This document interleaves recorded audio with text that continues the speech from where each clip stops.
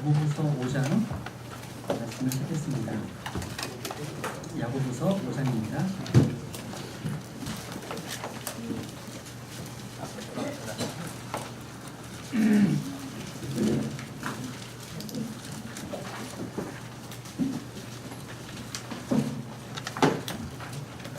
오늘 설교 제목은 본문에 나와 있는 그대로 주께서 오실 때까지 인내하라 라고 하는 제목으로 하나님 말씀을 전하도록 하겠습니다. 우선 문맥의 흐름을 좀 봐야 되니까요. 1절부터 제가 읽겠습니다. 야고보서 5장 1절부터 읽겠습니다.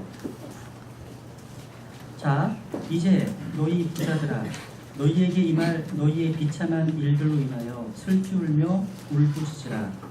너희의 재물은 썩었고 너희의 옷은 좀 먹었으며 너희의 금과 은은 부식되었으니 그것들의 녹이 너희를 대적하는 증인이 되고 불같이 너희 살을 먹으리라. 너희가 마지막 날들을 위해 재물을 함께 모아 쌓았도다. 보라, 너희 밭에서 곡식을 거둔 품꾼들의 품삯 곧 너희가 사기쳐서 숨겨둔 품삯이 소리를 지르며 곡식을 거둔 자들의 울부짖음이 만군의 주에게 들어갔느니라. 너희가 땅에서 쾌락 가운데 살며 방탕함에 빠져 살육하는 날에서와 같이 너희 마음을 살찌게 하였도다. 너희가 의인을 정죄하고 죽였으나 그는 너희에게 대항하지 아니하느니라. 7절부터 이제 11절까지를 같이 읽겠습니다. 시작. 그러므로 형제들아, 주께서 오실 때까지 인내하라. 보라, 농부가 땅에서 나는 귀한 열매를 바라고 이른 비와 늦은 비를 받을 때까지 오랫동안 그것을 위해 인내하느니라. 너희도 인내하고 너희 마음을 굳건히 하라. 주의 오심이 가까이 다가오고 있느니라. 형제들아, 서로 불평하지 말라. 그리하여야 너희가 정죄를 받지 아니하리라. 보라, 심판자께서 눈앞에 서 계시느니라. 내 형제들아, 주의 이름으로 말한 대언자들을 고난당하는 것과 인내의 도구로 삼아라. 보라, 참는 자들을 우리가 행복한 자로 여기나니 너희가 욥의 인내를 배웠고 주께서 주신 불안을 보았거니와 주께서는 지극히 동정심이 많으시며 친절한 긍휼을 베푸시는 분이시라. 그러나 내 형제들아, 무엇보다도 좀 맹세하지 말지니 하늘로나 땅으로나 다른 어떤 맹세로도 맹세하지 말고 오직 너희의 일을 해야 하고 너희의 아니면 아니라. 이것은 너희가 정죄에 빠지지 아니하리라. 원래는 11절까지인데요. 이게 문경 제가 미국을 가는 바람에 수요일 날 미리 이제 작성을 해야 돼가지고 아마 오자가 있는 것 같습니다. 우선 11절까지입니다. 기도하겠습니다.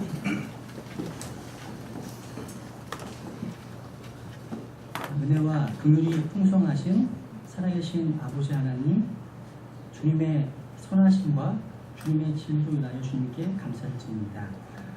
주님께서 자신의 피로 구속하신 이렇게 하나님의 자녀들을 이렇게 거룩한 회중을 함께 불러 모아주시고 세상과 구분시키셔서 이렇게 하나님께 경배드리고 하나님 말씀에 집중할 수 있는 귀한 날 주셨습니다. 주님, 이제 얼마 안 있으면 저희 명절 추석이 다가옵니다. 주님, 가보는 모든 길 가운데 주님께서 함께 인도하여 주시고 또 무엇보다도 예수님을 알지 못하는 가족들과 친구들이 많이 있을 줄 압니다. 또 많은 부담과 짐을 안고 가는 지들이 있을 줄 압니다. 주님, 그 가운데 주님께 지혜를 주셔서 좋은 관심으로 하나님을 영화롭게 할 수 있도록 도와주시기를 간절히 간구드립니다. 주님, 이 시간 하나님 말씀을 듣기 원합니다. 주님께서 온전히 이 시간 주장해 주셔서 말씀을 증언하는 자나 듣는 자나 성령 충만한 가운데 하나님 말씀에 집중할 수 있도록 도와주시기를 간절히 믿고 의지합니다. 이 모든 말씀을 존귀하신 예수님의 이름으로 기도드렸습니다. 아멘.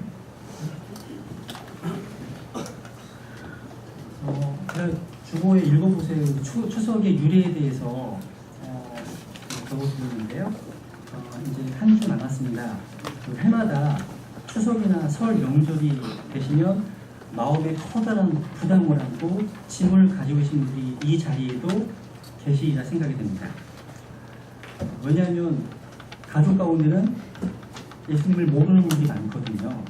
그래서 가족들과 함께 하다 보면 서로 다른 생각, 서로 다른 세계관 때문에 어떤 문화적인 충돌을 경험하게 됩니다. 그 가운데 하나의 예가 바로 제사 문제입니다. 제사 문제. 제가 한국인들에게 복음을 전하는 데 있어서 가장 커다란 장애물이 있다면 그 중에 하나가 제사더라고요. 제사. 저는 1992년도에 예수 그리스도를 저의 구원자로 믿고 구원을 받았습니다.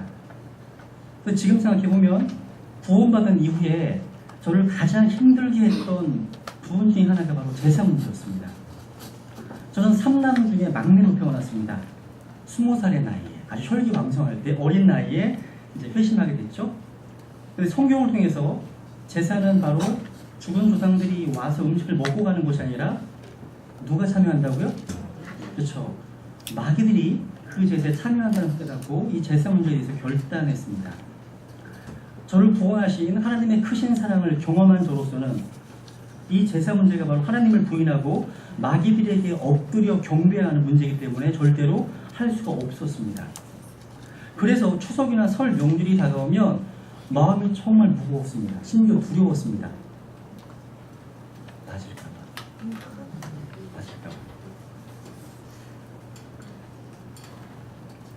신가와 외가 통틀어서요 구원받은 사람이 저 혼자였기 때문에 기도하는 가운데 제사가 있을 때마다 도망치곤 했습니다. 제사 지낼 때쯤에 되면 저 혼자요 한밤중에 도망쳐 밖으로 나왔습니다. 늦은 밤을 배회하면서 하늘을 보면서 가족과 친지들의 구원을 위해서 그리고 이 제사 문제의 해결을 위해서 하나님께 간절히 기도했던 그런 기억이 납니다. 그리고 제사가 끝날 쯤이 돼서 들어가게 되면 뻔한 결과가 있습니다. 항상 뻔한 결과가. 그리고 여러 어른들이 한마디씩 합니다. 어린 저한테 조상도 모르는 부효자식이라고 말합니다. 다들 읽어보셨잖아요. 이곳이 우리 고유의 미풍양속이 아닙니다. 전통도 아닙니다. 제사가 효의 기준입니까? 그렇지 않습니다. 그렇다면 고려시대, 조선시대 이전 사람들은 다 불효자식이라는 뜻입니까? 이 문제를 두고서 계속 기도하면서 견디었습니다. 그랬더니 하나님께서는 제사를 몇 년 후에 없애주셨습니다. 할아버지 제사를 가로챘던 큰 집과의 다툼 문제로 인해서요 아무도 큰 집을 가지 않게 되었거든요. 어쨌거나 저는 이게 제사 문제 때문에 힘들어하시는 분들의 마음이 어떤 것인지 잘 압니다. 그래서 이 문제 때문에 마음에 큰 부담을 안고 계신 성도님들을 이해할 수 있습니다. 그런데 여러분 한 가지 확신할 것이 있습니다. 하나님께서 나를 그 가정으로 보내셨다는 확신입니다. 우리는 뱀처럼 지혜로우셔야 됩니다. 그냥 나 제사 안 지내요. 예수 믿거든요. 그렇게 담 쌓는 것도 정말 큰 결단이겠지만 그것보다는 여러분 살아계시는 부모님을 온 정성으로 섬기시고 더 갑절로 베푸시고요. 그래서 왜 우리 하나님께서는 죽은 조상을 섬기기보다는 살아있는 내 부모를 공경하라고 말씀하셨는지를 좋은 간증으로 설득하려고 애쓰셔야 됩니다. 그래서 하나님께 지혜를 구하셔야 됩니다. 근데 오늘 보신 이 야고보서 이 말씀은요 아주 실질적인 책입니다. 우리의 실제 삶 가운데 적용할 수 있는 진리를 제시하고 있습니다. 여러분 야고보서에서 제일 중요한 주제가 뭔지 아십니까? 바로 인내입니다. 인내입니다. 인내는요 성숙한 사람의 표시입니다. 인내는요 성숙한 사람과 미숙한 사람을 구별해주는 것이 바로 인내입니다. 그래서 인내의 정도를 따라서 그 사람의 성숙도를 측정할 수가 있습니다. 미숙한 사람은 인내하지 못합니다. 미숙한 사람은 오래 참지 못합니다. 성숙한 사람은 참고 인내합니다. 인간관계에 생기는 많은 문제가요 미숙함 때문입니다. 미숙함의 특징은 뭔지 아십니까? 조급하다는 거예요. 조급함 때문에 싸우게 됩니다. 조급함 때문에 해서는 안 되는 극단적인 표현을 사용하게 됩니다. 그러다 상처를 주게 되죠. 여러분 부부싸움을 했습니다. 어느 쪽이 이긴 것 같습니까? 야고보서 5장 11절에 보시면 보라 참는 자가 행복하다고 하나님 평가하셨습니다. 목소리 큰 쪽이 진 것입니다. 참지 못한 쪽이 진 것입니다. 인내한 쪽이 이긴 것입니다. 그거 잊지 말으셔야 됩니다. 말 안 하고 참은 것이 이긴 것입니다. 마음에 조금도 섭섭함이 없다면 완전히 이긴 것입니다. 큰 사람 작은 사람 따로 있는 것이 아닙니다. 참은 사람이 큰 사람입니다. 참지 못한 사람이 작은 사람입니다. 우리는 민족적으로요, 성격이 참 급한 민족이에요. 빨리빨리를 입에 달고 삽니다. 음식점에서 주문한 음식을 재촉하는 유일한 민족일지 모르겠습니다. 인내는요, 야고보서에서 가장 많이 강조되고 있는데, 방금 읽으신 본문에 보시면 가장 두드러지게 강조되는 단어가 바로 인내입니다. 인내. 7절에서도 8절에서도 10절에서도 11절에서 계속 인내를 강조하십니다. 성경은 우리가 그리스도인이라는 그 사실 때문에 환난이 면제된다고 하지 않으십니다. 환난 속에서의 승리를 약속하셨습니다. 예수님 말씀하셨습니다. 세상에서는 너희가 환난을 당할 터이나 기운을 내라. 내가 세상을 이기었다. 사도 바울도 우리가 반드시 많은 환난을 거쳐서 하나님의 왕국에 들어가야 하리라 말씀하셨습니다. 그렇다면 이러한 환난이나 시련, 고난 가운데서 필요한 덕목이 인내인데, 야고보 사도는 본문에서 우리가 어떻게 인내해야 되는지, 왜 인내해야 되는지, 언제 인내해야 되는지를 가르쳐주고 있습니다. 첫 번째, 언제 인내해야 될까요? 즉, 인내해야 될 시기를 깨닫는 게 아주 중요합니다. 첫 번째, 환경을 내 마음대로 통제할 수 없을 때 인내하셔야 됩니다. 여기 한번 7절에 보실까요? 한번 같이 다시 한번 읽겠습니다. 시작. 그러므로 형제들아, 주께서 오실 때까지 인내하라. 보라, 농부가 땅에서 나는 귀한 열매를 바라고 이른 비와 늦은 비를 받을 때까지 오랫동안 그것을 위해 인내합니다. 그러므로 지금 1절부터 6절까지의 상황이 연결되어 있습니다. 앞부분은 어떤 내용이 정리되어 있습니까? 지금 의인, 죄가 없는 의인이 정죄받고 죽임당하는, 공의가 땅에 떨어져 있는 상황입니다. 불법적인 방법으로 재물을 모은 부자들은 돈으로 법관을 매수해서 가난한 자들을 억압하고 정죄하며 사기치고 임금을 체불합니다. 그걸 정당화하는 상황입니다. 법과 질서가 무너진 마지막 날의 상황입니다. 오늘날 우리가 살고 있는 이 상황과 같습니다. 환경에는요, 우리가 다스릴 수 있는 것이 있고 다스릴 수 없는 것이 있습니다. 변화시킬 수 있는 것이 있고 변화시킬 수 없는 것이 있습니다. 우리가 할 수 있는 것이 있고 할 수 없는 것이 있습니다. 미숙한 사람은 자기의 한계를 모릅니다. 어린아이들 보시면 한계를 모르고 날뛰잖아요. 그죠? 아무거나 먹으려고 하고요. 높은서 막 뛰어내리기도 하고요. 무엇이든 만지려고 합니다. 한계를 모르기 때문이죠. 근데 성숙해지면요, 우리는 내가 할 수 있는 것과 할 수 없는 것을 분별할 수 있게 됩니다. 근데 우리가 할 수 없는 것 중에 하나가 환경을 다스리는 겁니다. 물론 어떠한 환경과 상황은요, 제가 변화시킬 수 있습니다. 만들어갈 수 있습니다. 근데 우리의 힘과 영역을 벗어난 환경이 있다는 거예요. 그럴 때 어떻게 하라고요? 인내하셔야 됩니다. 여기 본문 7절 말씀에 보시면 우리가 참고 인내해야 할 한 가지 모본을 보여주고 있는데, 그게 뭡니까? 농부입니다. 농부. 여러분과 제가 살고 있는 이 시대는요, 인스턴트의 시대입니다. 다른 말로 하면 어디도 그런 시대하고 비슷한 얘기 했지만 클릭 시대입니다. 클릭 시대. 클릭 한번 딱 하면 당장에 대답이 튀어나와야 됩니다. 그래서 우리 시대 사람들이 점점 급해집니다. 대답을 얻기 위해서 한번 클릭했는데 안 나오면 팍팍 두드립니다. 그런 시대예요. 속전속결의 시대죠. 그래서 우리는 점점 더 급해지고 있다는 거예요. 잘 못 참아요. 잘 못 참습니다. 여러분, 이런 시대를 살고 있는 우리 시대의 사람들에게 가장 적합하지 않는 직업이 있다면 그게 뭘까요? 농부입니다. 농부예요. 농부는 그렇게 할 수 없거든요. 봄에 씨를 뿌립니다. 여름에 폭염을 견디면서 땀 흘려 갖고 와야 됩니다. 그리고 하늘의 도우심을 빌어야 되겠죠. 제때 뭐가 와야 됩니까? 비가 와야 됩니다. 그리고 마침내 가을에 추수를 얻습니다. 농부가 클릭하는 마음으로 결과를 당장에 얻어낼 수가 없습니다. 그래서 농부에게 필요한 게 뭐예요? 인내입니다. 인내. 농부는요, 씨를 씹습니다. 그리고 씨가 잘 자랄 수 있는 환경을 조성할 수 있어도 하늘에서 비가 내리게 할 수는 없습니다. 그건 기다려야 됩니다. 우리는 가끔요, 우리 힘으로 다스릴 수 없는 환경을 만나기도 합니다. 그때 인내하셔야 돼요.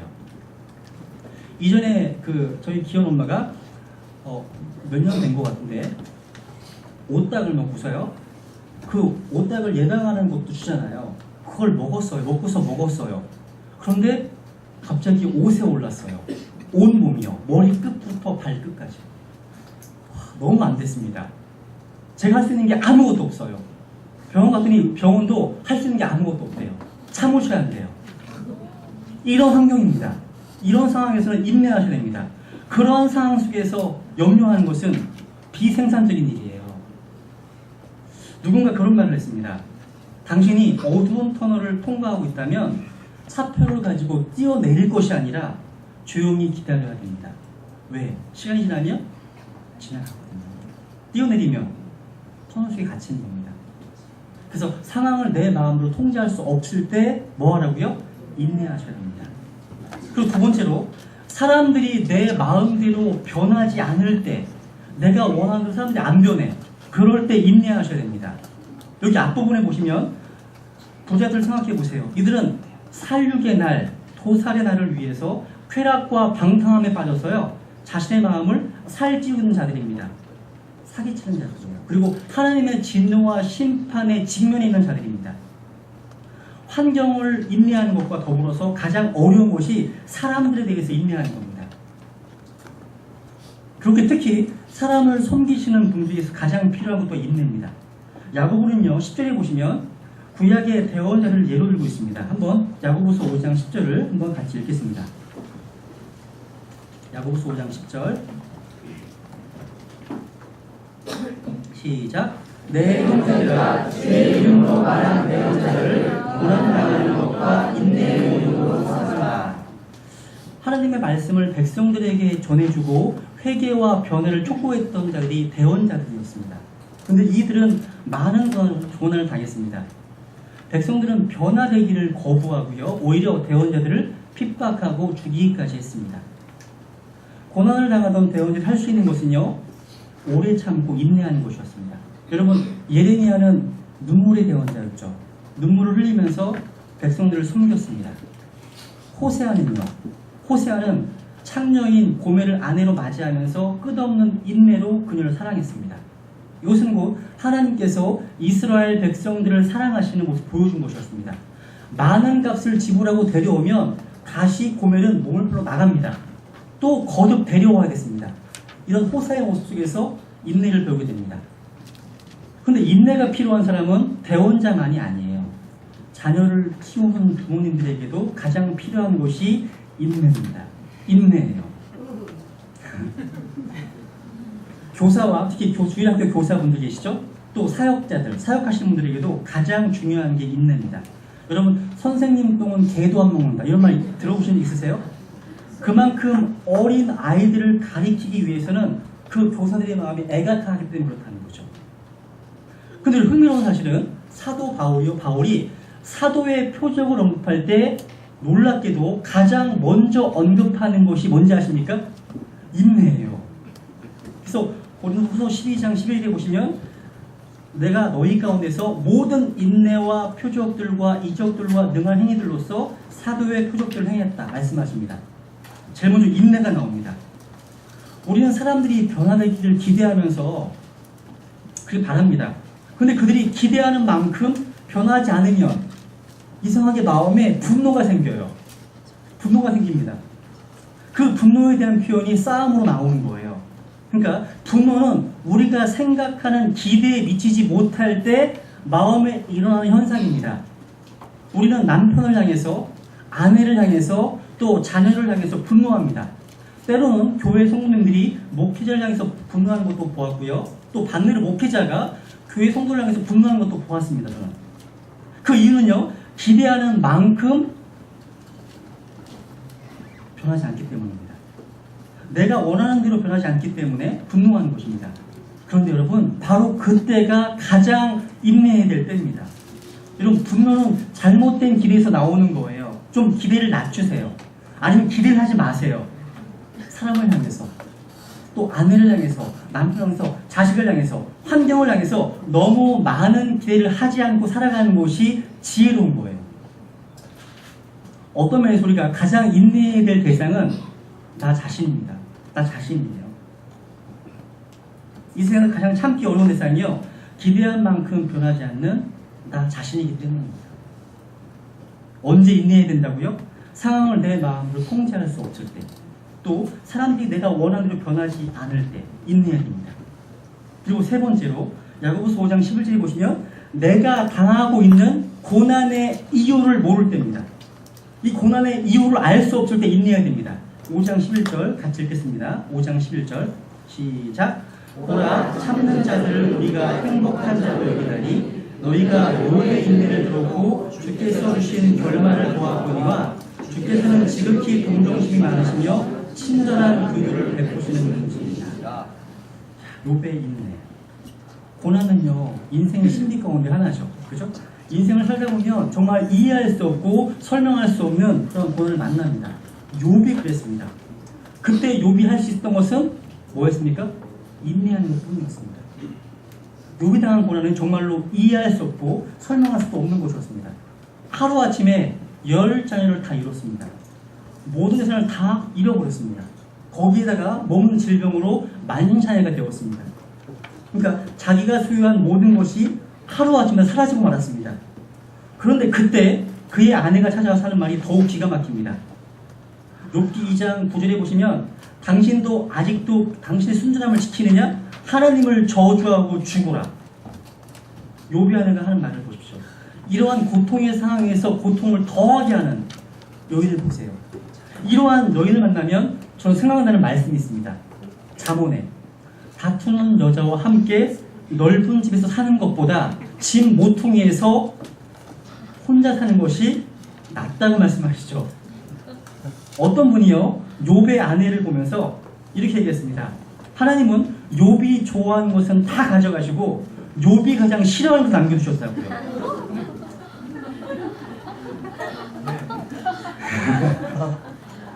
그런데 욥을 더욱 고통스럽게 하는 게 있습니다. 그게 뭐였습니까? 바로 다름 아닌 하나님의 침묵이었습니다. 침묵이었어요. 고난의 의미를 몰랐어요. 고난의 이유를 알 수 없는 것이 가장 고통스러웠습니다. 이럴 때 마음에서 여러 가지 질문이 생기잖아요. 하나님은 살아계십니까? 하나님은 저를 사랑하십니까? 제가 어떤 죄를 지었습니까? 그동안 하나님께 드렸던 헌신은 무엇입니까? 이러한 질문이 솟구칠 때 우리가 해야 될 일이 무엇입니까? 인내해야 됩니다. 인내해야 됩니다. 언제 인내해야 된다고요? 상황을 내 마음을 통제할 수 없을 때 인내하셔야 됩니다. 사람들이 내가 원하는 대로 변하지 않을 때 인내하셔야 됩니다. 그리고 내가 당하고 있는 고난의 이유를 모를 때, 설명할 수 없을 때 인내하셔야 됩니다. 두 번째로, 그럼 왜 인내해야 될까요? 인내에 대한 이유를 깨달아야 됩니다. 첫 번째로, 하나님께서 먼저 오래 참아주셨기 때문입니다. 여기 야고보서 5장 6절에 보시면 너희가 의인을 정죄하고 죽였으나 그는 너희에게 대항하지 아니하느니라. 의인이신 예수 그리스도께서는 아무 죄가 없으신 분이셨지만 불의하게 재판을 받고 부당한 정죄를 당하고 죽임을 당하시는 상황에서도 저항하지 않으셨습니다. 대항하지 않으셨습니다. 오히려 베드로전서 2장에 보시면 욕을 당하시되 맞대어 욕하지 아니하시고 고난을 당하시되 위협하지 아니하시며 오직 의롭게 심판하시는 분에게 자신을 맡기셨다고 말씀하십니다. 하나님께 맡기셨습니다. 디모데전서 1장 16절에 보시면 그러나 예수 그리스도께서 먼저 내 안에서 모든 오래 참으심을 보이사 이후에 자신을 믿어 영존하는 생명이 이르게 될 자들에게 본이 되게 하셨으니 이런 까닭으로 내가 긍휼을 얻었느니라 말씀하십니다. 그 유명한 하나님의 인내와 연관돼서 유명한 스토리가 하나 있습니다. 여러분 인고소리라고 하는 유명한 무신론자 들어보셨을 겁니다. 하나님이 무신론자가요 객기를 부리면서 이 책상 위에다가 탁상 시계를 올려놓고서 이렇게 호기를 부립니다. 내가 지금부터 하나님께 5분간의 시간을 주겠습니다. 지금부터 5분 동안 내가 하나님을 저주할 테니까 내가 저주하는 그동안 하나님께서 저를 죽이시기를 바랍니다. 5분이 지나도 내가 죽지 않는다면 그건 하나님이 없거나 아니면 하나님이 무능하시거나 아니면 하나님께서 실패자이시기 때문입니다. 그러면서 5분 동안에 말로 표현할 수 없는 하나님께 막 저주를 퍼붓기 시작합니다. 5분이 지났습니다. 아무 일도 일어나지 않았습니다. 그런데 임보술이요, 의기양양하게 이렇게 큰 소리를 쳤습니다. 이것 보십시오. 아무런 일도 일어나지 않았지 않습니까? 그렇기 때문에 하나님은 실패자인 것입니다. 막 그렇게 객기를 부르고 있는데요, 그 자리에 어떤 믿음 좋은 파크라고 하는 크리스찬이 있었습니다. 그렇게 임보술이 큰 소리 치고 있는 것을 파크가 보면서 씩 웃습니다. 씩 웃습니다. 그리고 이렇게 한마디를 딱 했습니다. 임보술한테.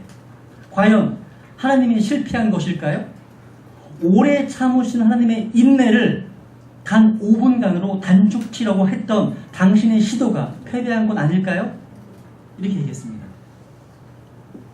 저는 이 파크의 말 너무 감동으로 다가왔습니다. 저에 대해서 하나님께서 너무나 오랫동안 참아주셨기 때문에 제가 구원도 있었을 뿐만 아니라요, 하나님을 섬길 수 있도록 인내하셨다는 사실을 너무 잘 알기 때문입니다. 그래서 하나님께서는 인내하신 하나님이신데요, 그 하나님의 인내는 대부분 성경을 찾아보면 인간들과 관계된 것입니다. 성경을 보면 하나님을 묘사할 때 long suffering, 오래 참으시는 분으로 많이 소개되고 있습니다. 오래 참으시는 분.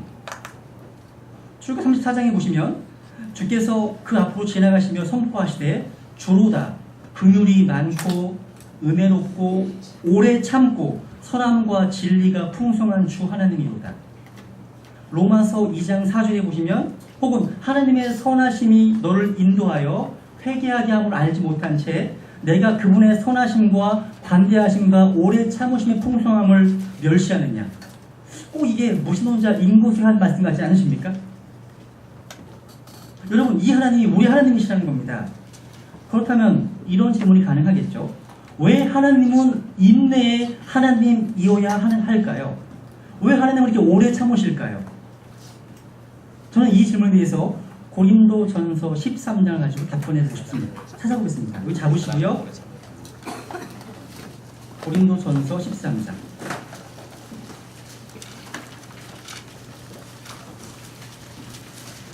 그 유명한 사랑장이죠. 4절. 4장, 고린도 13장 4절입니다. 4절. 제가 읽겠습니다. 사랑은 오래 참고 친절하며, 사랑은 시기하지 아니하며, 사랑은 자기를 자랑하지 아니하며, 우쭐대지 아니하며, 무례히 행동하지 아니하며, 자기 것을 추구하지 아니하며, 쉽게 성내지 아니하며, 악을 생각하지 아니하며, 불법을 기뻐하지 아니하고, 진리를 기뻐하며, 모든 것을 참으며, 모든 것을 믿으며, 모든 것을 바라며, 모든 것을 견디느니라. 자, 퀴즈 드릴게요. 방금 제가 열거해드린 사랑의 속성이 전부 몇 가지일까요? 여기 사랑의 속성이 전부 15번 나왔습니다. 근데 이 15번 나온 사랑의 속성 가운데 무려 3가지 반복되는 게 있습니다. 그게 인내예요. 그러니까 하나님이 말씀하시는 사랑의 속성은요, 사랑의 문을 여는 첫 단추가 사랑은 오래 참고입니다. 또 사랑의 마지막 문을 닫는 그 마무리가 모든 것을 견디느니라. 또 사랑을 유지해가는 그 과정에서도 사랑은 모든 것을 참으며. 그래서 하나님은 사랑이시라. 이렇게 표현할 때 이 명제가 가능하기 위해서는요, 거기에 뭐가 내포되어 있다는 거예요? 하나님은 인내하신 하나님이시라는 거예요. 인내하신 하나님. 그러니까 하나님은 인내할 수밖에 없으십니다. 왜? 이것이 그분의 속성이기 때문에. 그러니까 고린도전서 13장을 보면서 깨닫는 것이 뭐냐면요, 하나님은 지금 우리에게 인고술 같은 그 인간을 포함해가지고 오래 인내하심으로 자기의 사랑을 지금 구원하고 계신 겁니다. 그러면 우리가 오래 참고 인내해야 되는 가장 중요한 이유는요, 하나님이 먼저 우리를 향해 오래 참아주셨기 때문입니다. 두 번째, 왜 인내해야 됩니까? 하나님께서 때를 주관하시기 때문입니다. 때를 주관하시기 때문에. 우리의 때와 다릅니다. 우리가 인내해야 하는 이유는요, 하나님이 모든 때를 주관하시기 때문입니다. 근데 그 하나님의 때를요, 인간의 노력으로 앞당길 수가 없습니다. 아까 농부를 말씀드렸죠? 이른 비와 늦은 비의 그 시기를 정하시는 분이 누구십니까? 하나님이십니다. 예수님의 오심의 그 시기를 정하시는 분이 누구십니까? 하나님이십니다. 그 하나님의 때가 빨리 이루어지지 않는다고 조급해하지 마십시오. 조급함은 마귀에게서 나오는 것입니다. 마귀는 충동적입니다. 그러나 하나님은 결코 충동으로 일하시지 않으십니다. 어떤 일은요 되게 신속하게 일하시지만 그 신속함을 이루시기까지 오랜 기간 동안 기다리신 후에 그렇게 역사하십니다. 여러분, 하나님은요 소중한 것일수록 기다리게 하십니다. 귀하게 쓰신 인물일수록 오랫동안 감추어 놓으십니다. 요셉은 무려 13년을 기다리게 하셨습니다. 모세는요 80년을 기다리게 하셨습니다. 다윗도요 왕이 되기까지 무려 13년을 기다리게 하셨습니다. 하나님은요 예수님을 이 땅에 보내시기까지 무려 수천 년 동안 기다리셨습니다. 그래서 여러분, 참을 만큼 참았다고 하지 마십시오. 하나님을 신뢰함으로 기다리십시오. 가장 적합한 때에 주님 우리에게 찾아오실 것입니다. 때로는 인간적 소망이 다 끊어진 것 같은 순간에 찾아오십니다. 근데 우리는 잘 참지를 못해요. 저도 잘 참지 못하는 사람 가운데 한 사람입니다. 운전하고 가서 끼어들잖아요. 딱 그러고 싶어요. 성경에 나오는 그런 위인들이요, 이따가 참지 못하는 것을 보고 위로를 받습니다. 모세도요 참지 못한 사람을 죽였습니다. 아브라함도 참지 못해서 자기 아내의 말을 듣고 이스마엘을 낳았습니다. 조급함의 열매가 이스마엘이었습니다. 그리고 베드로도 참지 못해서 칼을 빼어들었습니다. 여러분, 영국의 설교자였던 필립 브룩스 박사는 이런 말을 했습니다. 이 사람도 참지 못해 약점이 있었나 봐요. 늘 고민합니다. 하루는 어떤 일을 참지 못해서 더욱 심각하게 고민하고 있었습니다. 그래서 곁에 있던 분이 이렇게 물었어요. 브룩스 박사님, 오늘따라 무엇을 그렇게 고민하십니까? 이렇게 말했습니다. 오늘 내게 있는 문제도 고민이지만 더 큰 고민은 나는 급해 죽겠는데 하나님은 도무지 급하시 않는다는 말이에요. 그렇습니다. 이런 상황이 많지 않으세요? 우리는 정말 급한데 하나님은 너무 잠잠해 계시는 것 같습니다.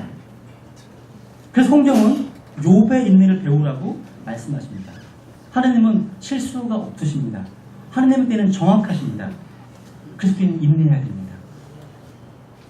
세 번째로, 왜 인내해야 됩니까? 사람이 변화되고 성장하는 데는요 오랜 시간이 걸리기 때문에 인내해야 됩니다. 안 그렇습니까? 사람을 변화시키는 게 쉬운 일입니까? 아닙니다. 이때 가장 중요한 게 인내입니다. 여러분, 지식을 귀입하는 것은 짧은 시간이 가능할 수 있습니다. 그런데 성품을 형성하는 것은 오랜 시간이 걸립니다. 만약에 교육이 단순한 축적이 아니라 어떤 존재가 변화되는 것이라면 그런 의미에서 교육은요 많은 시간을 필요로 합니다. 무엇보다 인내가 필요한 겁니다. 인내가. 여러분, 예수님이 제자들을 키우실 때에도 무려 3년 넘게 그 세월이 필요했습니다. 그 후에는 성령님을 보내셔가지고 또 가르치셨습니다. 우리도 마찬가지예요. 누군가를 키우기 위해서는 인내하고 기다릴 줄 알아야 됩니다. 이 기다림을요 제가 두 가지로 나누어 봤습니다. 첫 번째는요, 한 가지는 좀 상대방을 기다려주세요. 상대방을요. 한번 에베소서 4장을 보겠습니다. 에베소서 4장. 이 말씀이 우리에게 많이 필요하지 않을까. 에베소서 4장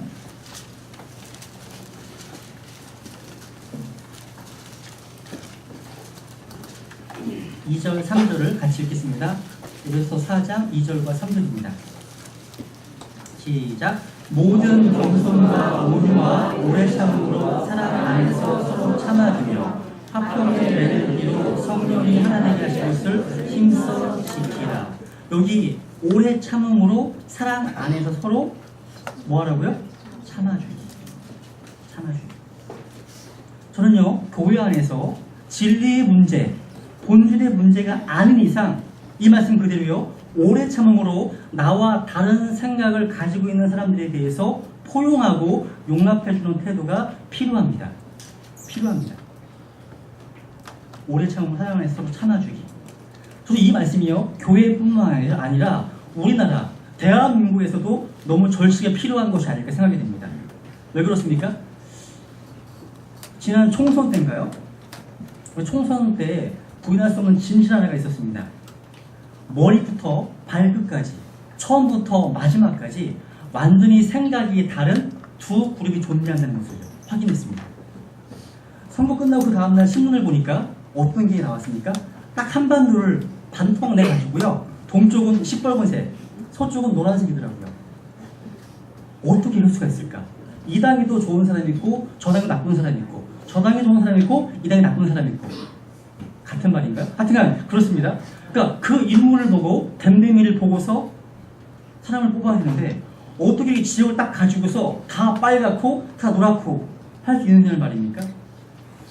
그 과정에서 우리는 공의 이런 걸 말하지만 실제로 공의라는 것이 내 편한테는 공의성 막 크게 늘어나고요. 상대편에게는 편협하기 짝이 없는 모습을 그걸 본 거 아니겠습니까? 여러분 이런 문 하나 들어보신 적 없으세요? 조그마한 우물 안에요. 개구리가 2마리 살았습니다. 근데 그 2마리는 날마다 물고 뜯고 징어하며 싸웠습니다. 하나는 빨간 개구리였고 하나는 노란 개구리였나 봐요. 계속 개구리끼리 서로 원망하다가 이제 개구리 한 마리가요. 무슨 일인지 그만 죽었습니다. 저주를 너무 받아서 죽었는지 몸이 약해서 죽었는지 개구리 한 마리가 죽고 나니까요. 살아남은 개구리가 할렐루야 이제 해방이라고 하면서 이제 꼴 보기 싫은 거 안 보고 사니까 내 세상이라고. 그런데 문제가 생겼습니다. 그 개구리가 죽어가지고 점점 시간이 갈수록 그 썩은 개구리 때문에 그 우물이 썩어가는 거예요. 그래서 결국은 그 죽은 개구리 때문에 살아남은 개구리도 썩은 물로 다 죽게 되었다. 이런 우화입니다. 우화예요. 오늘 우리나라 그러니까 너무나 다른 생각을 가진 사람들을 서로 용납하고 포용하고 인정해주고 기다려주지 못한 이것 때문에 아마 둘 다 망하게 생겼다는 그런 우화 아니겠습니까? 아마 우리 교회 안에도요 이런 정치적 색깔로 보수적 성향, 진보적 성향 나눌 수 있을 것 같습니다. 저는 교회에서 정치적 논쟁이나 어떤 생각을 이야기하는 것 자체가 좀 믿음을 세우는 데 있어서 그렇게 바람직하게 생각하지 않습니다. 혹 교제 가운데 그런 얘기가 나온다고 하더라도 어떻게 하면 된다고요? 이게 진리 문제가 아닌 이상요 오래 참음으로 나와 생각이 다른 사람들을 좀 포용해주는 태도, 용납하는 태도, 아니면 기다려주는 태도, 이게 좀 필요하다는 겁니다. 그리고 또 한 가지가 있습니다. 상대방만이 아니에요. 여러분 자신에 대해서 좀 기다려주세요. 자신에 대해서 생각해보세요. 우리 그리스도인들은요 구원받았다 하더라도요 지금 완전히 변화된 성화된 존재입니까? 불완전한 모습이에요. 부족한 모습이잖아요. 예수 그리스도의 그 목표를 향해서 한 걸음 한 걸음 나아가야 하는 공사가 진행 중인 그런 인간인 것입니다. 그렇기에 그 목표에 이르지 못한 자신을 좀 인내해 주세요. 기다려 주세요. 사실요 저에게는 좋은 면, 긍정적인 면도 있지만 어두운 면, 부족한 면, 나쁜 면도 많이 있습니다. 이것이 사실이라면요 우리가 뭘 인정해야 됩니까? 겉으로 드러난 나의 화려한 면만 자랑할 것이 아니라 내 내면에 있는 연약한 것들도 인정해야 됩니다. 그리고 좀 기다려 주셔야 됩니다. 여러분 10년 전 우리 교회의 모습보다 지금 훨씬 더 나은 거 아세요? 10년 전보다 저와 여러분의 모습이 훨씬 더 나아지셨습니다. 그러면 지금보다 10년 후의 모습은 더 나아지겠죠? 그죠? 더 나아질 겁니다. 그렇다면 여러분 자신을 기다려 주셔야 됩니다. 이게 안 되니까 우리 대한민국이 자살공화국이라고 그 오명을 뒤집어 쓴 거 아니겠습니까? 제가 저희 교회 성도님들 가운데서도 자살 충동을 느꼈다고 들었던 분이 몇 명 계시거든요. 저는 깜짝 놀랐습니다. 법원 목적에서 발표한 거를 보니까요 1년 반 전이네요. 2010년도에 우리나라에서 한 해 동안 자살한 사람들, 목숨을 스스로 끊은 사람들이 하루 평균 42.6명이랍니다. 그러니까 34분마다 한 명씩 지금 자살하고 있습니다. 지금 이 대한민국에서요, 이곳은요 OECD 국가에서요 자살률 1위인데요 탁월한 일입니다. 1위하고 2위 차이가 얼마나 벌어지는지 아십니까? 자기를 기다려주지 못하는 거예요. 이런 극단적인 케이스가 아니더라도요 너무나 많은 사람들이 자신을 기다려주지 못하고요 너무나 부족한 자기 모습을 보니까 실망하고 낙심하고 자포자기하고 심지어는 자기혼까지 드는 거예요. 그래서 저는요 빌립보서 1장에서 말씀하신 것처럼 너희 안에서 선한 일을 시작하신 분께서 예수 그리스도의 날까지 그 일을 이루실 것을 내가 확신한다. 이 확신이 필요합니다. 그래서 우리는 상대방을 기다려주고요 자기 자신을 기다려줘야 됩니다. 왜냐하면 내가 성장하는데, 상당히 성장하는 데에는 오랜 시간이 필요하기 때문입니다. 그럼 마지막 세 번째, 어떻게 인내할 수 있을까요? 인내하는 방법을 깨달아야 됩니다. 주님께서 다시 오시기 때문입니다. 주님께서 다시 오셔서 공의로 판단하시기 때문입니다. 여러분, 예수님의 재림은요, 모든 문제 해결책인 거 아시죠? 사회, 경제, 문화, 이런 모든 문제 해결책이 바로 예수님의 재림입니다. 우리 주님 말씀하셨습니다. 마가복음 4장에 보시면 감추어 둔 것 중에서 드러나지 아니할 것이 없고 은밀히 간직하는 것 중에서 널리 퍼지지 아니할 것이 없다고 말씀하셨습니다. 주님께 다시 오시면요, 모든 것을 의롭게 판단하시고 평가하실 것입니다. 우리의 억울하고 부당한 일들을 바로잡으실 것입니다. 교회 안에서든 직장에서든 가정에서든 학교에서든 주님께서 우리의 모든 어려운 고통을 알고 계십니다. 정확하게 우리의 의도와 마음을 드러내실 것입니다. 그렇기 때문에 다른 지체들을 비방하거나 원망하거나 불평할 필요가 없습니다. 욥을 기억해 보십시오. 욥을 가혹하게 욥을 오해하고 비판했던 친구 잘못을 주님께서 바로잡으셨습니다. 욥을 변호해 주셨습니다. 그리고 이전보다 더 갑절의 축복을 주셨습니다. 바로 그 주님께 다시 오십니다. 그렇게 형제들의 비방과 오해도 불평하지 않고 원망하지 않고 인내할 수 있는 이유는 주님께 다시 오시기 때문입니다. 심판자이신 주님께서 의롭게 판단하실 것이기 때문입니다. 그렇게 불평해서 정죄받는 것보다는 주님 오심을 바라며 인내하는 것이 낫습니다. 여기 다시 야고보서 5장을 보시면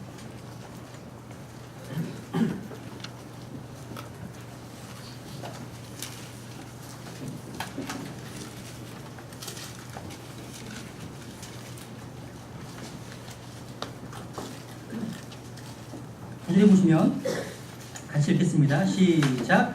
형제들아 서로 불평하지 말라. 그리하여야 너희가 정죄를 받지 아니하리라. 보라 심판자께서 문 앞에 서 계시느니라. 보라 심판자께서 문 앞에 서 계시느니라. 주님 오심이 가까이 다가오고 있습니다. 주님의 재림, 세컨드 커밍. 사도 야고보가 이 말씀을 기록할 그때 주님의 그 오심이 가까웠다면 오늘 이 시대를 살고 있는 저희들에게는 그분의 오심 훨씬 더 가까이 왔을 것입니다. 가까웠을 것입니다. 그러므로 우리는 더욱 참음으로 기다려야 하지 않겠습니까? 오늘 우리는요, 주님의 다시 오심을, 기다림을, 이 기다림이 참 부족하다는 것을 시인하지 않으면 안 됩니다. 이 문제에서 심각한 기도가 필요하고 회개가 필요합니다. 여러분, 주님의 오심을 진정으로 마음에 사모하십니까? 소망하십니까? 성도들은 마땅히 주님의 오심을 깨어 기다리는 상태가 되어야 됩니다. 주님이 다시 오셔서요, 이 모든 것을 공의로 다스리시고 심판하실 시간이 가까이 om을 자각할 때 우리 견딜 수 있습니다. 인내할 수 있습니다. 아무리 어려운 상황을지라도 말입니다. 그날이 지금 언제인지에 관심을 갖지는 마세요. 성경이 강조하는 것은 그것은 언제가 아니라요, 그분이 다시 오신다면 그분이 오시는 날 그분 앞에 설 때 어떻게 설 것인가, 그 어떻게라는 질문에 더 관심을 가지셔야 됩니다. 본문은 주님의 오심을 강조하면서 인내하라, 인내를 강조하고 있습니다. 왜? 그분이 다시 오신다면, 그것이 확실하다면 그때 모든 것이 다 제자리에 서게 될 것이기 때문에 그렇습니다. 우리는 살면서요, 이 세상에 흉악한 범죄들이 들끓고요, 교회는 배교하고 있고요, 이단들은 반응하고 있고요, 끊임없는 부조리와 끊임없이 억울하고 부당한 일을 경험하고 삽니다. 그러나 그분이 오시는 날 소위 사필귀정이 될 것입니다. 이 세상에서 오시는 그날 모든 악한 일을 하나님께 다 바로잡으시는 그런 날이 옵니다. 주님 오실 때입니다. 정의가 제자리를 찾고요, 모든 것이 제자리에 서게 될 것입니다. 사람들이 이렇게 하건 저렇게 하건, 나를 알아주건 안 알아주건, 상황이 이렇게 되건 저렇게 되건 상관없습니다. 왜? 주님이 다시 오시기 때문입니다. 저희에게는요, 자동차가 한 대 있습니다. 저는요, 제가 자동차에 기스가 나건, 주차하다가 상처가 나건, 누군가 못으로 긁어놨건 별로 신경이 안 쓰입니다.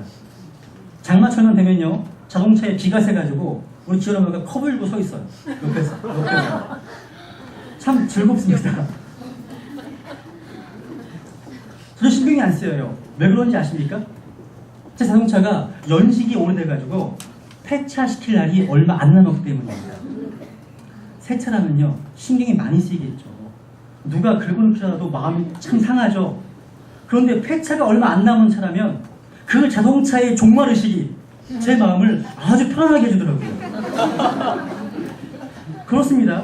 우리 육신도 폐차될 자동차처럼 주님이 다시 오시면 새 옷으로 갈아입으실 것입니다. 그 소망을 진도로 믿고 붙들고 계시다면 이 땅에서의 가난은 조금 불편할 뿐 그리 큰 문제가 되지 않을 것입니다. 이 땅에서 받는 상처와 아픔, 여러 가지 시련들도 참고 인내할 수 있을 것입니다. 왜냐하면 주님께서 다시 오셔서 모든 것을 바로잡으시고 드러내시고 올바르게 판단하실 것이기 때문입니다.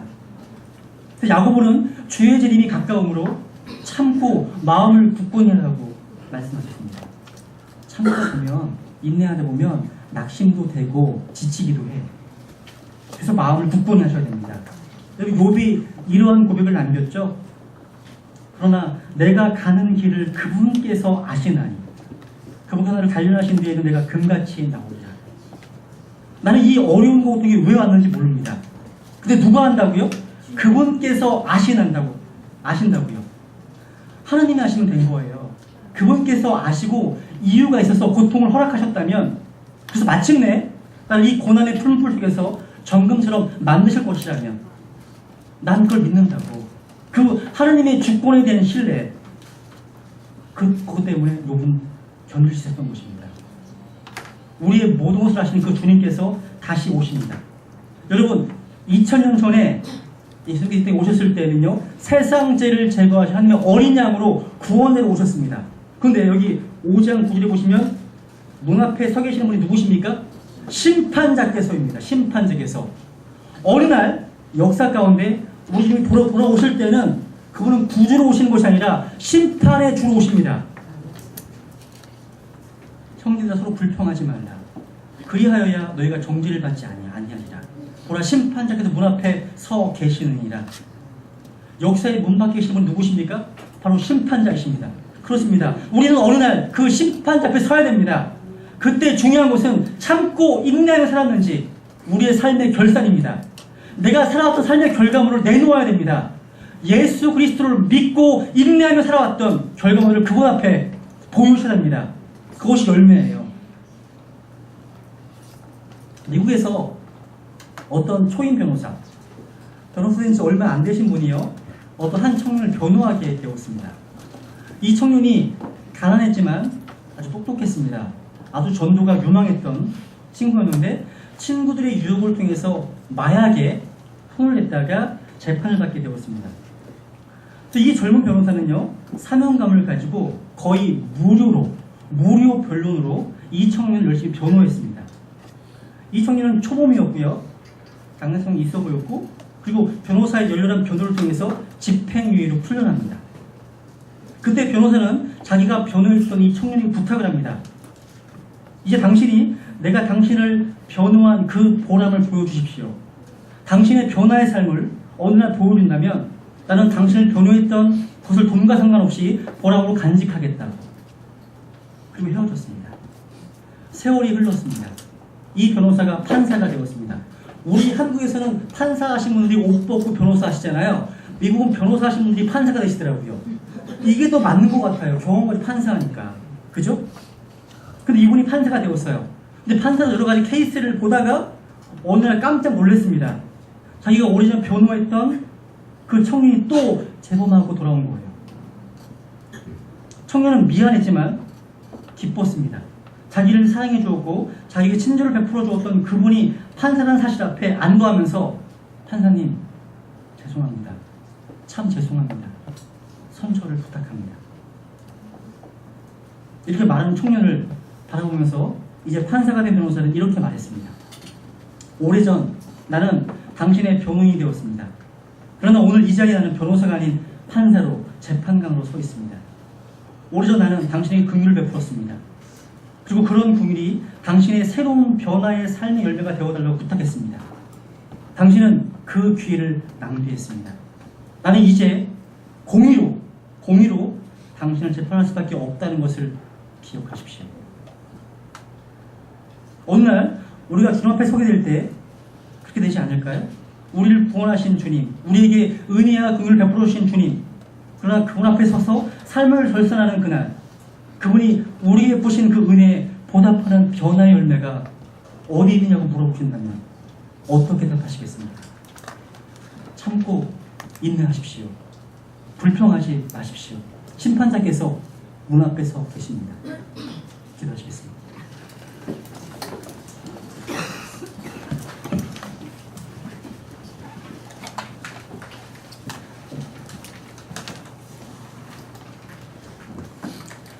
기도하실 때 여기 머리 숙인 분들 가운데 혹시 오래 참으심으로 아무도 멸망하지 않고 회개하기를 원하시는 그 하나님의 사랑을 깨닫지 못한 분이 안 계십니까? 하나님께서는 제가 구원받기까지 인내해 주셨고 오래 참아주셨습니다. 탕자처럼 하나님을 떠나 내 마음대로 내가 원하는 죄악된 길을 고집하며 하나님께 등을 돌린 채 살아왔습니다. 그러나 하나님께서는 저를 포기하지 않으시고 저에게 하나님의 사랑을 보내주셨습니다. 그리고 나를 사랑하사 나를 위해 자신의 몸을 주신 그 놀라운 십자가 사랑을 전해주셨습니다. 그 십자가 사랑이 저의 완악한 마음을 부서뜨렸습니다. 나는 하나님을 거슬러 죄악 가운데 뒹굴며 살았는데 그 하나님께서는 그 죄악에서 저를 건지시기 위해 저를 대신해서 피 흘려 죽으셨습니다. 우리가 아직 죄인이었을 때 그리스도께서 우리를 위하여 죽으심으로 하나님께서 우리를 향한 자의 사랑을 당당히 제시하시느니라. 예수 그리스도께서 십자가에 피 흘려 죽으심으로 우리를 사랑하신다는 것을 하나님께서 보여주셨습니다. 창조주 하나님께서 죄악에 빠진 피조물을 위해 죽으신 이 놀라운 사랑을 십자가에서 보여주셨습니다. 믿음이 무엇입니까? 그 놀라운 사건이 바로 나를 위한 것이었다고 자신에게 적용하는 것입니다. 그게 믿음입니다. 오직 의인은 믿음으로 말미암아 산다고 말씀하셨습니다. 예수님께서 나를 위해 죽으시고 다시 부활하셨습니다. 또한 그 놀라운 하나님의 사랑을 경험한 구원받은 성도들에게 묻습니다. 예수님은 다시 오십니다. 그 주님의 오심을 진정으로 사모하고 계십니까? 주님의 다시 오심을 진정으로 소망하고 계십니까? 그렇지 않다면 자신에게 심각한 기도와 회개가 필요합니다. 왜냐하면 우리의 삶에는 많은 고난과 시련이 있습니다. 그 시련을 참고 인내할 수 있는 근거가 바로 주님의 다시 오심이 있기 때문입니다. 우리가 이 땅에서 여러 가지 부조리한 억울한 일들, 부당한 일들을 많이 보고 경험합니다. 때로는 교회의 다른 지체들로부터 받은 어려움과 시련들도 많이 있습니다. 왜 그런 고난이 내게 닥치는지, 계속 닥치고 있는지 그 이유와 의미를 알게 못할 때도 많습니다. 그때 욥의 인내와 주께 주시는 결말을 기억하십시오. 우리가 참고 인내하면 놀라운 축복이 있음을 성경은 약속하고 있습니다. 그렇게 불평하지 마십시오. 우리 주님께서 다시 오시기 때문입니다. 나의 가는 길을 그분께서 알고 계십니다. 그분께서 오시면 모든 것이 제 자리를 찾게 될 것입니다. 그분께서 올바르게 평가해 줄 것입니다. 그때까지 참고 인내할 수 있는 은혜를 달라고 지금 이 시간 성령님께 구하지 않으시겠습니까? 같이 기도하시겠습니다.